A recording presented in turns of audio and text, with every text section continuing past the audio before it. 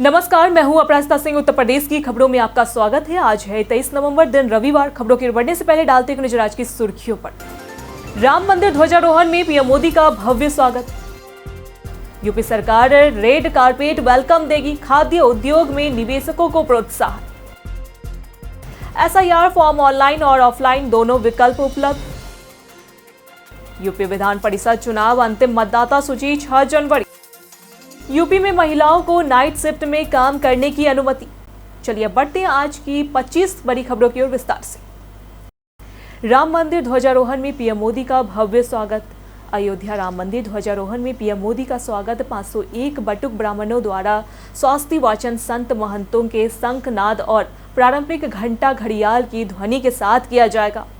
साकेत महाविद्यालय से राम जन्मभूमि गेट तक पुष्प वर्षा होगी। 7 स्थानों पर सांस्कृतिक कार्यक्रम होंगे, जिसमें भजन, लोक धुन और पारंपरिक वाद्य जैसे सहनाई, सारंगी, पखावाज, बांसुरी, सरोद और सितार की प्रस्तुति होगी। 500 कलाकार भारतीय लोक कला, कथक नृत्य और परंपरागत नृत्यों के माध्यम से समारोह को भव्य बनाएंगे। यह आयोजन उत्तर प्रदेश की सांस्कृतिक विरासत को प्रदर्शित करेगा। यूपी सरकार रेड कारपेट वेलकम देगी, खाद्य उद्योग में निवेशकों को प्रोत्साहन। उत्तर प्रदेश सरकार खाद्य प्रसंस्करण उद्योग ने निवेश बढ़ाने के लिए रेड कारपेट वेलकम देगी और नीति 2023 में संशोधन पर विचार कर रही। राज्य में 4 लाख टन से अधिक फल सब्जियों का उपयोग बढ़ाने के लिए bread, bakery, chips, lollipop, cattle feed, frozen food और फ्रूट जूस उद्योग स्थापित करने का रेड मैप तैयार किया गया है। सिंगल विंडो सुविधा और अधिक अनुदान प्रस्तावित है। रामपुर और बरेली जिलों में फ्रोजन फूड हब बनाए जा रहे हैं। पिछले 2 वर्षों में 331 प्रस्ताव स्वीकृत हुए हैं। निवेशकों को अतिरिक्त सुविधाएं और प्रोत्साहन देने की योजना है। टिकट कंफर्म होने की संभावना बढ़ी, एक्स्ट्रा कोच लगाए। उत्तर रेलवे ने 6 ट्रेनों में अस्थायी अतिरिक्त कोच लगाने का निर्णय लिया है। पन्नावत, अयोध्या और सुहेलदेव एक्सप्रेस में स्लीपर कोच बढ़ाए गए हैं, जिससे यात्रियों का रिजर्वेशन कंफर्म होने की संभावना बढ़ गई है। गाड़ी संख्या 14207, 14208, 14205, 14206, 22419 और 22420 में यह सुविधा लागू रहेगी। ठंड और बढ़ती भीड़ के कारण एनआईआर की पंक्चुअलिटी घटकर 75% हो गई है, जिससे गोरखपुर और अन्य प्रमुख स्टेशन पर ट्रेनों की लेट लतीफी और यात्रियों की भीड़ बढ़ी है। एसआईआर फॉर्म ऑनलाइन और ऑफलाइन दोनों विकल्प उपलब्ध।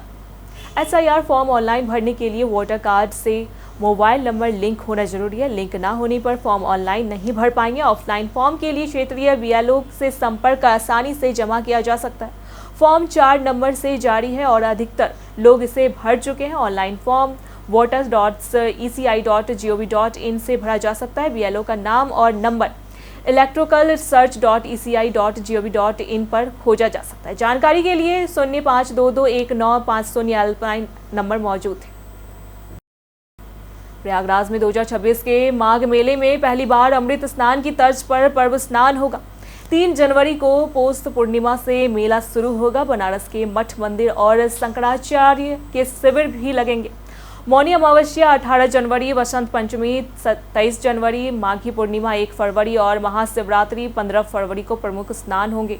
शाही स्नान की तरह जगत गुरु रामचंद्राचार्य, महामंडेश्वर द्वाराचार्य, संत और महंत शोभा यात्रा निकालेंगे। माघ मेले के लिए 300 बीघा जमीन आवंटित की जाएगी।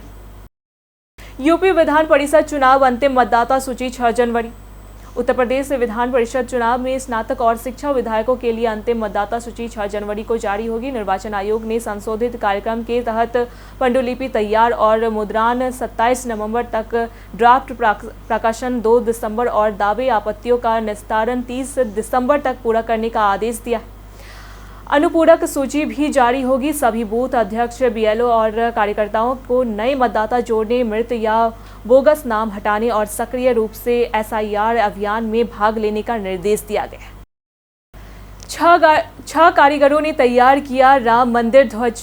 अयोध्या राम मंदिर के शिखर पर फहराए जाने वाले 11 गुना 22 फीट के त्रिस्तरीय रेशमी ध्वज को 6 कारीगरों ने तैयार किया है। पीताम्बरी रंग और पारंपरिक प्रतीक जैसे कोविदार, वृक्ष, सूर्य और ओंकार अंकित ध्वजारोहण 25 नवंबर को अभिजित मुहूर्त में 10 मिनट का होगा। वेद सूक्तों और दिव्य औषधि से पूजन के बाद मुख्य यजमान द्वारा ध्वज आरोहण किया जाएगा। यह ध्वज धार्मिकता, आध्यात्मिकता और सहनशीलता का प्रतीक है। बरेली ई बसों की लाइव लोकेशन अब मोबाइल ऐप से। बरेली में सिटी ट्रांसपोर्ट सर्विसेज की ई बसों की लाइव लोकेशन और ऑनलाइन टिकट बुकिंग अब e city bus UP mobile app से संभव होगी। ऐप का ट्रायल शुरू हो गया है। तकनीकी खामियां दूर करने के बाद आम लोगों के लिए सुविधा उपलब्ध होगी। शहर में 3 रूटों पर 60 स्टॉपेज तय किए गए हैं। बस हर 15 से 20 मिनट में उपलब्ध होगी। NCMC कार्ड के जरिए यात्रा पर 10% तक छूट मिलेगी। शहर में बस संचालन के बाद यात्री संख्या में गिरावट आई। माघ मेले में योगी बोले, भारी संख्या में होंगे श्रद्धालु। सीएम योगी ने प्रयागराज में स्टीमर द्वारा माघ मेले की तैयारियों का निरीक्षण किया। उन्होंने संगम पर गंगा पूजन और पक्षियों को दाना खिलाया। 11 ब्राह्मणों के मंत्रोच्चार के बीच मां गंगा को दूध अर्पित किया। प्रेस कॉन्फ्रेंस में बताया कि माघ मेला 800 हेक्टेयर में बसा रहेगा और 12 से 15 करोड़ लोग इसमें स्नान करें। योगी ने हाईकोर्ट जज की बेटी की शादी में हिस्सा लिया और मंदिर प्राण प्रतिष्ठा कार्यक्रम में शामिल हुए। प्रशासन मेला क्षेत्र में पांटून पुल निर्माण कर रहा है। यूपी में आंगनबाड़ी भर्ती के लिए 16,000 से ज्यादा पद। उत्तर प्रदेश सरकार ने प्रदेश में 16,000 से अधिक आंगनबाड़ी पदों पर भर्ती शुरू की। आंगनबाड़ी सहायिका और कार्यकर्ताओं के पदों के लिए महिलाएं यूपी आंगनबाड़ी भारती.in पर ऑनलाइन आवेदन कर सकती है। अधिकतम पद आजमगढ़, सीतापुर और लखीमपुर खीरी में है। आवेदन के लिए उम्मीदवार का 12वीं पास होना आवश्यक है और उसी ग्राम या वार्ड की निवासी होनी वरीयता पाएगी। गरीबी रेखा से नीचे की विधवा, तलाकशुदा या परिपक्व महिलाओं को प्राथमिकता दी जाएगी। यूपी में महिलाओं को नाइट शिफ्ट में काम करने की अनुमति। उत्तर प्रदेश में योगी सरकार ने महिलाओं को नाइट शिफ्ट में काम करने की अनुमति दे दी है। नई शिफ्ट का समय शाम 7 बजे से सुबह 6 बजे तक रहेगा।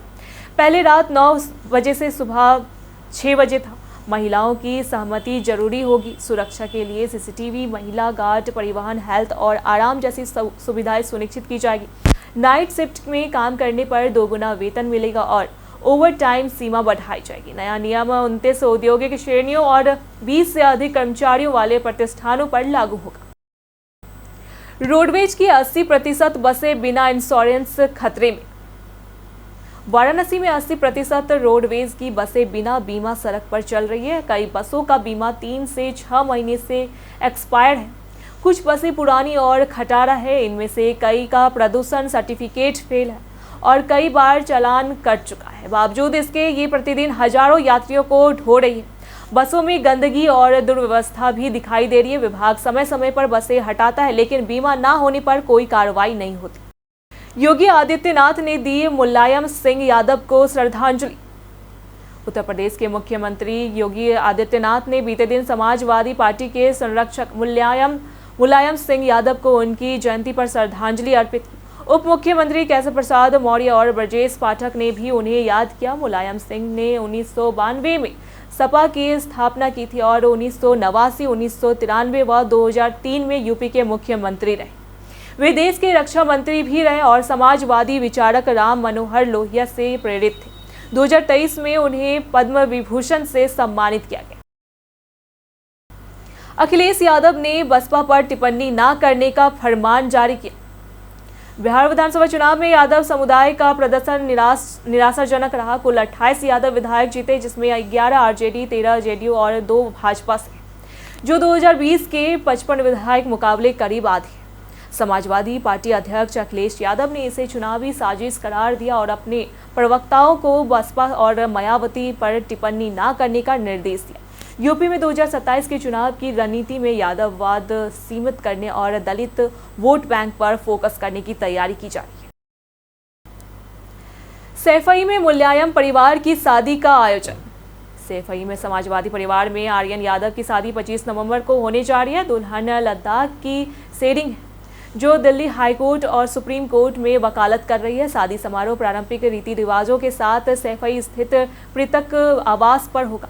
आर्यन की शिक्षा DPS नोएडा कार्डिफ यूनिवर्सिटी और यूनिवर्सिटी ऑफ सिडनी से हुई है। इस अवसर पर अखिलेश यादव, डिम्पल यादव, शिवपाल सिंह यादव सहित सपा के वरिष्ठ नेता मौजूद रहेंगे। क्लच के बिना गियर बदलने से बाइक को बड़े नुकसान। बाइक चलाते समय गियर बदलने से पहले क्लच दबाना जरूरी होता है, क्योंकि क्लच इंजन की शक्ति को गियर बॉक्स से अलग कर देता है। इससे गियर पर दबाव खत्म हो जाता है और वे आसानी से बदल पाते हैं। क्लच बिना दबाए गियर बदलने पर गियर बॉक्स के अंदर गियर टकराकर टूट सकते हैं, जिससे मशीनरी खराब होती है और खर्च बढ़ता है। क्लच और गियर का सही उपयोग बाइक की परफॉर्मेंस, इंजन लाइफ और राइडर की सुरक्षा के लिए बेहद जरूरी है। यूपी में कड़ाके की ठंड और शीतलहर का अलर्ट। उत्तर प्रदेश में अगले सप्ताह शीतलहर का असर बढ़ने वाला है। तापमान में 2 से 4 डिग्री सेल्सियस तक गिरावट आएगी, जिससे सुबह और शाम घना कोहरा छाए रहेगा।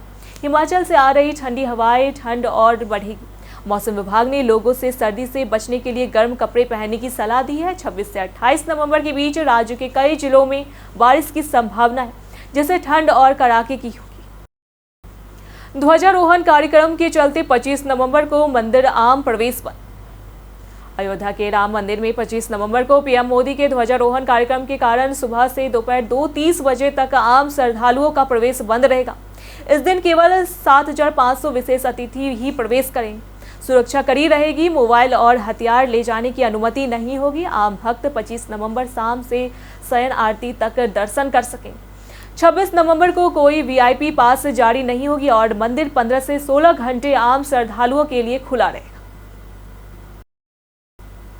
एसआईआर में बीएलओ को मिला खास पुरस्कार ऑफर।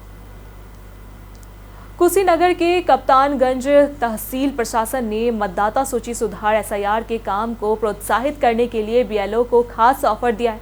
जो बीएलओ सबसे ज्यादा डिजिटाइजेशन करेंगे उन्हें सब परिवार लंच और फ्री मूवी टिकट मिलेगा। इस पहल का उद्देश्य काम में उत्साह बढ़ाना और अभियान को मिशन मोड में पूरा करना है।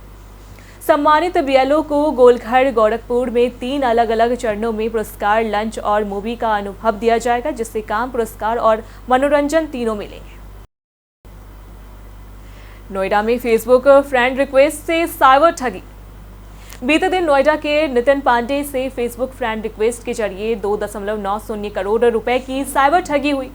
सुनेहा शर्मा नाम की महिला ने 8 से 10 दिनों तक बातचीत कर भरोसा जीतकर फॉरेक्स ट्रेडिंग प्लेटफॉर्म फिनाल्टो पर निवेश करवा लिया। पीड़ित ने रिश्तेदारों से उधार लेकर कुल राशि जमा की। जब पैसे निकालने की कोशिश की तो ट्रांजैक्शन रोका गया और महिला ने फेसबुक व व्हाट्सएप पर ब्लॉक कर दी। पुलिस ने एफआईआर दर्ज कर जांच शुरू कर दी। बिना लाइसेंस होटल में विदेशी ठहराने पर केस दर्ज। वाराणसी के दुर्गाकुंड पुलिस चौकी प्रभारी की तहरीर पर दायर टावर होटल के संचालक राजीव सिंह और मैनेजर नितेश सिंह के खिलाफ मामला दर्ज हुआ है। होटल बिना लाइसेंस संचालित पाया गया और इसमें 10 विदेशी पर्यटकों को नियमों के विरुद्ध ठहराया गया था। फॉर्म सी के नियमों का पालन नहीं किया गया था तथा स्थानीय पुलिस व संबंधित विभाग को कोई सूचना नहीं दी गई थी। जांच के दौरान मैनेजर ने बताया कि कैमरे बीएचयू के प्रोफेसर द्वारा बुक कराए गए थे। अब इंस्टाग्राम पर पुरानी रील्स आसानी से देख सकेंगे यूजर्स। इंस्टाग्राम ने नया वॉच हिस्ट्री फीचर लॉन्च किया है, जिसकी मदद से यूजर्स पहले देखी गई रील्स आसानी से दोबारा देख सकेंगे। यह फीचर तारीख और क्रिएटर के आधार पर रील्स को सॉर्ट करने की सुविधा देता है, जिससे मनपसंद रील ढूंढना सरल हो जाता है। कंपनी के अनुसार यह फीचर यूजर्स की मांग पर पेश किया गया है। यूजर्स अपनी प्रोफाइल में जाकर your activity watch history section में हाल ही में देखी गई सभी रील्स पे एक जगह देख सकते हैं। आज उत्तर प्रदेश की पहचान में बात होगी चंद्रशेखर आजाद की। चंद्रशेखर आजाद 1906 से 1931 भारतीय क्रांतिकारी थे, जिन्होंने एचआरए और एचएसआर में बदलकर स्वतंत्रता संग्राम को सक्रिय रखा। उन्होंने भगत सिंह, सुखदेव, राजगुरु के साथ ब्रिटिश अधिकारियों पर हमले किए और काकोरी कांड में भाग लिया। झांसी में उन्होंने प्रशिक्षण और बच्चों की शिक्षा दी। 27 फरवरी 1931 को इलाहाबाद के अल्फ्रेड पार्क में पुलिस घेराबंदी में उन्होंने अपनी शहादत दी। उनके नाम पर स्कूल, कॉलेज और सड़कें हैं और कई फिल्मों व टीवी सीरीज में उनके जीवन को दर्शाया गया। बनारस रेलवे स्टेशन का नया कोड अब हुआ BNRS। बनारस रेलवे स्टेशन का कोड 1 दिसंबर से BSBS से बदलकर BNRS कर दिया गया है। अब टिकट बुकिंग एक्शन केंद्र NTES और IRCTC पर नया कोड ही उपयोग होगा। 2021 में मंडू आढ़ी स्टेशन का नाम बदलकर बनारस किया गया था।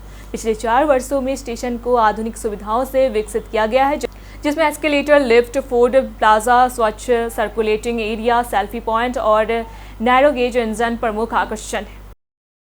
बीते दिनों जिन्होंने हमारे वीडियो पे लाइक और कमेंट किए थे उनके नाम हैं संजय शुक्ला, राकेश कुमार, राजकुमार, VK शर्मा, मुकेश कुमार, राजेश दुबे, शिव शंकर सिंह, वेद प्रकाश यादव, मिथिलेश वर्णवास, संजीव कुमार, गणेश शंकर और राजीव कुमार।